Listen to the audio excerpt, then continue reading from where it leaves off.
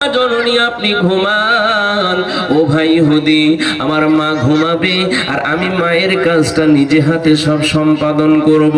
আপনার বাড়ির যে সকল কাজ আমার মা করে দেন, ওই মায়ের কাজটা আমি নিজে হাতে সম্পাদন করব।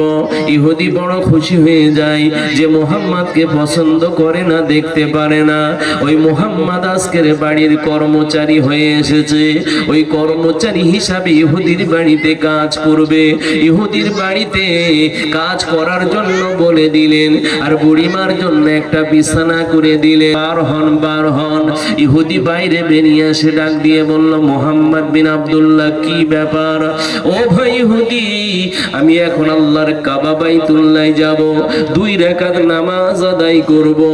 নামাজ আদায় করে আবার আপনার বাড়িতে আসব। যদি কোনো কাজ থাকে আমাকে কাজগুলো করিয়ে নেবেন, যদি কিছু বলার থাকে তবে আমাকে বলবেন।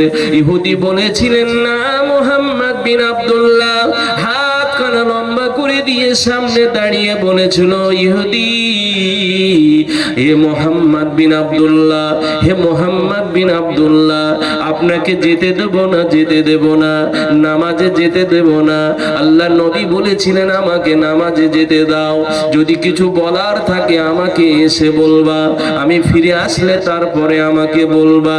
আল্লাহ নবীকে বলল, মুহাম্মদ বিন আব্দুল্লাহ, হে মুহাম্মদ বিন আব্দুল্লাহ, আমি আপনাকে যেতে দেব না, তবে আপনার কিছু কথা আছে। আমি একটা প্রশ্ন আপনাকে জিজ্ঞাসা করব, এই প্রশ্নের অ্যানসারটা দিলে আপনাকে যেতে দেব।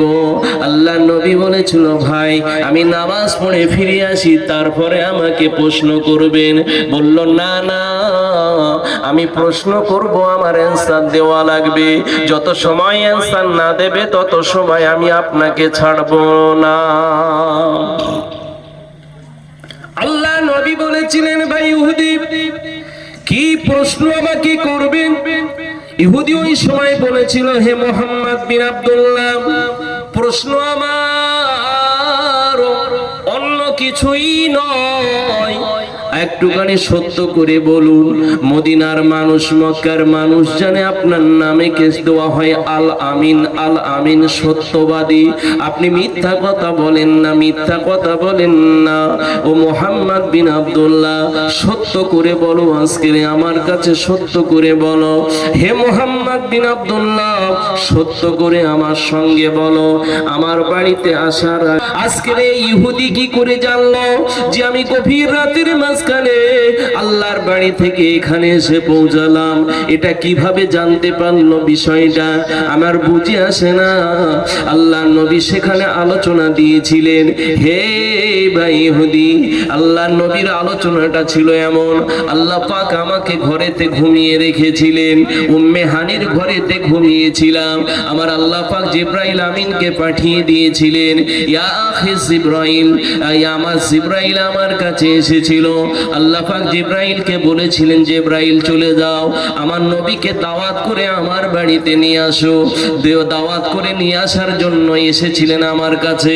70,000 নূরের ফেরেশতাকে সঙ্গে করে নিয়ে এসেছিলেন। আমি আসার পরে আমি যখন ঘুমিয়েছিলাম, ওই সময় ঘরের ভিতরে প্রবেশ করবেন জিবরাইল। আল্লাহ পাক জানিয়ে দিয়েছিল, জিবরাইল, আমার নবীর যেন কষ্ট না হয়, আমার নবীর যেন কোনো অসুবিধা না হয়, আমার নবী যেন কোনো কষ্ট না পায়, আমার নবীর কাছে চলে যাও, নবীর কাছে চলে যাও, আমার নবী যেন কোনো কষ্ট না পায়। ওই সময় জিবরাইল আমিন এলেন। আসার পরে দেখেছিলেন আমার নবী ঘুমায়। আমার নবী যখন ঘুমিয়ে আছেন, ওই সময় আল্লাহ পাকের দরবারে জিজ্ঞাসা করেছিলেন, আল্লাহ, আপনার নবী ঘুমায়, এই অবস্থায় কিভাবে নবীকে ডাকবো?